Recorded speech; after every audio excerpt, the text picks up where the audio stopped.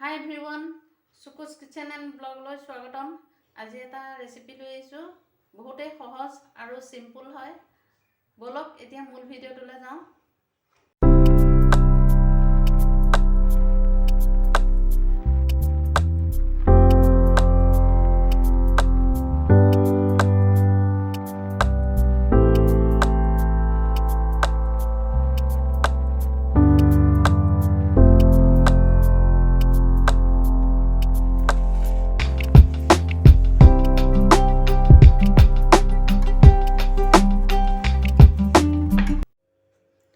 প্ৰথমতে এয়া একাপ আটা লৈছো।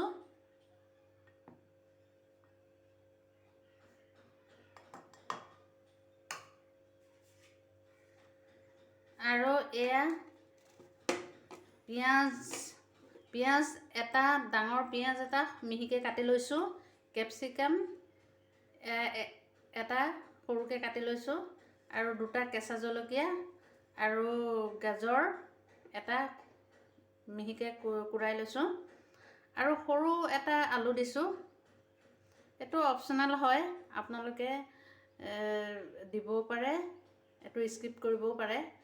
আৰু এটো বেকিং সোডা একদম আধা লৈছো,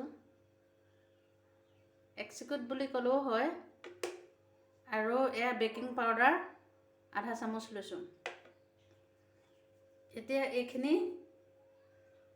এই গোটেই বস্তুখিনি এই আটাৰ লগত মিক্স কৰি দিম। প্ৰথমতে এই পিঁয়াজখিনি দি দিছো আৰু কেপচিকাম, কেঁচা জলকীয়া,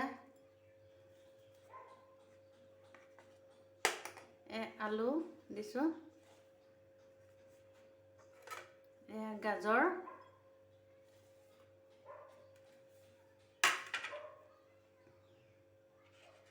আৰু এটো বেকিং পাউডাৰ আৰু এটো বেকিং সোডা।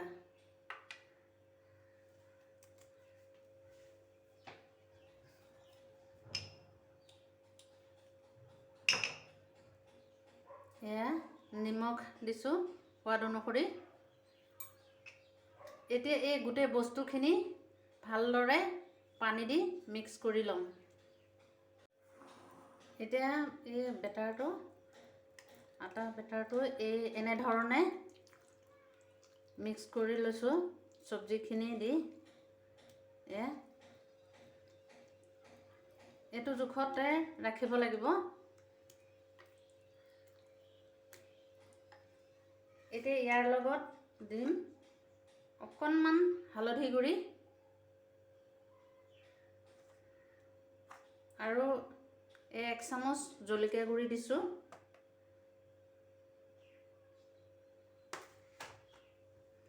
এতিয়া এইখিনি ভালদৰে মিক্স কৰি ল'ব লাগিব।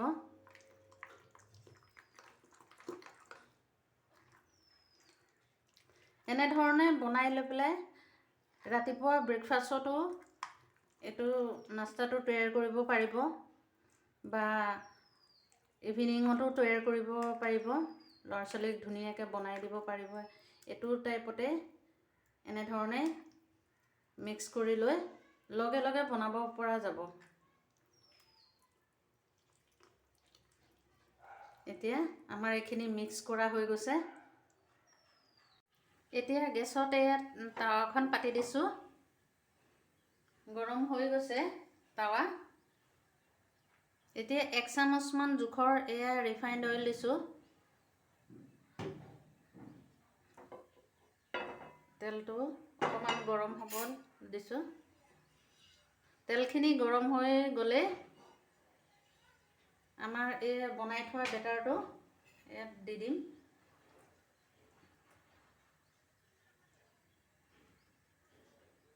এনে ধৰণে 1 চামুচকে এনেকে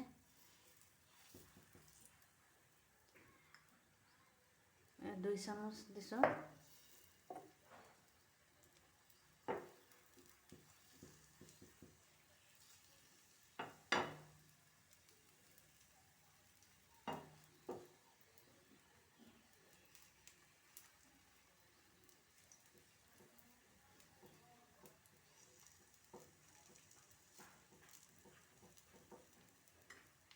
এনেধৰণে বনাই পেলাই ৰাতিপুৱা ব্ৰেকফাষ্টত ব্যৱহাৰ কৰিব পাৰিব।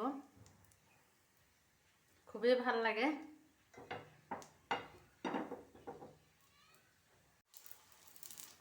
আমাৰ এই তলৰ ছাইডটো হৈ গৈছে, এতিয়া লুটিয়াই দিম।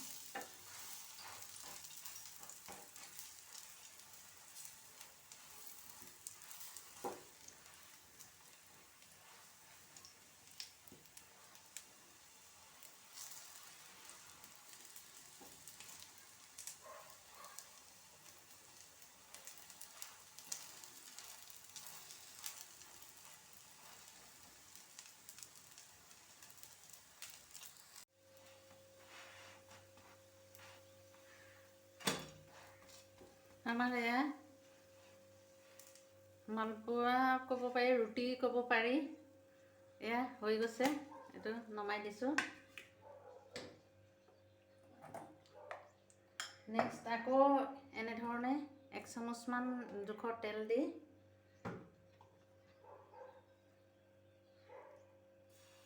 ধৰণে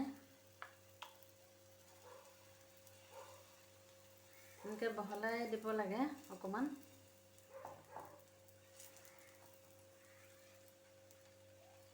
আপোনালোকে ৰেচিপিটো ট্ৰাই কৰি চাব। বহুতেই সহজ হয়, চিম্পল। ৰাতিপুৱা বনাই খাবলৈ ভাল হ'ব ৰাতিপুৱা ব্ৰেকফাষ্টত।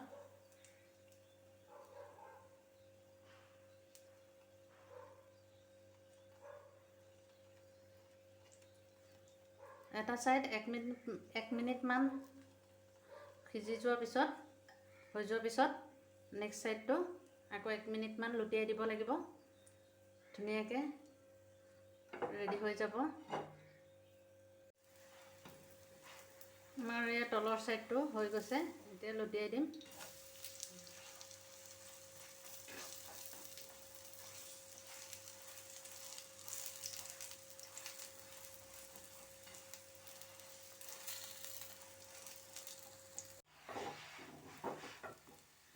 এয়া আমাৰ ৰুটি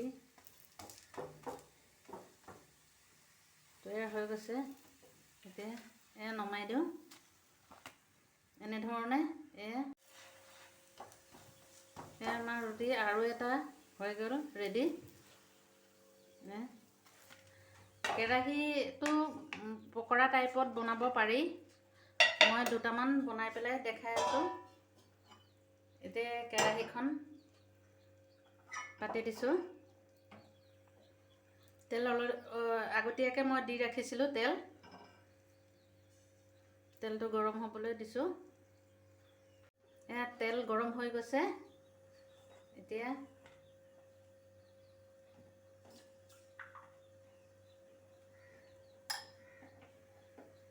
অলপ অলপকৈ এনেকৈ দি দিওঁ।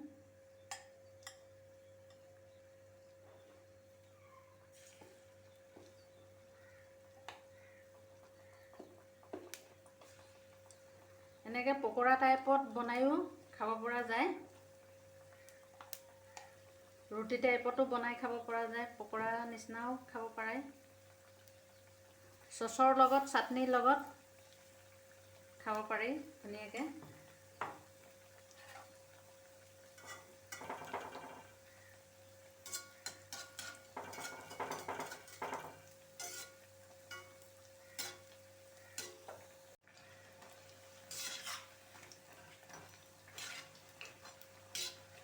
এনেধৰণে এয়া ভাজিব লাগে, লুটিয়াই লুটিয়াই পকৰা টাইপত।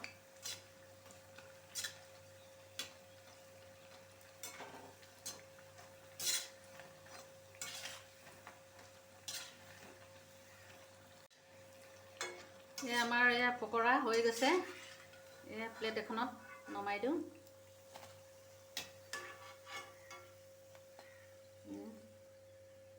কি সুন্দৰ হৈছে। এয়া নেক্সট আকৌ দি দিম।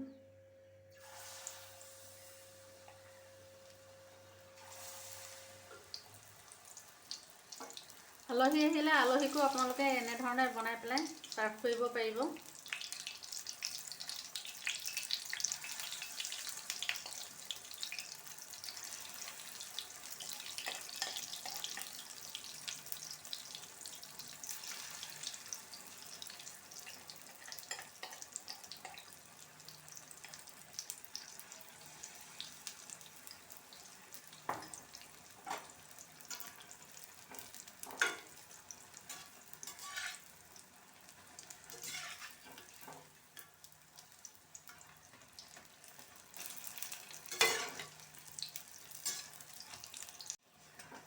আমাৰ এইখিনি পকৰাও এয়া ৰেডি হৈ গৈছে,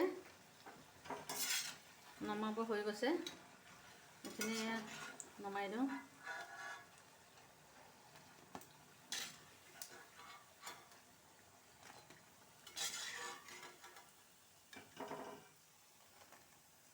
চব কি সুন্দৰ হৈছে। এতিয়া গেছটো অফ কৰি দিছোঁ। এতিয়া ছাৰ্ভ কৰি দেখাই আছোঁ। সেয়া আমাৰ মৰ্ণিং নাস্তা ৰেডি হৈ গৈছে। এইটো ৰুটি বুলিও ক'ব পাৰে, কি বুলি কয় এইটো আপোনালোকে ক'ব বাৰু। এইটো পকৰাও ৰেডি আৰু এয়া ৰুটিও। দেখিছে কি সুন্দৰ হৈছে। পকৰাটো সুন্দৰ একদম চফ্ট হৈছে। এয়া সিজি গৈছে চব্জি ধুনীয়াকৈ। ভিডিঅ'টো কেনেকুৱা হৈছে কমেণ্ট কৰি জনাবলৈ নাপাহৰিব। আৰু ভিডিঅ'টো যদি ভাল লাগিছে লাইক, শ্বেয়াৰ, ছাবস্ক্ৰাইব কৰিব নাপাহৰিব। কাষতে থকা বেল আইকনটো ক্লিক কৰিব। ধন্যবাদ।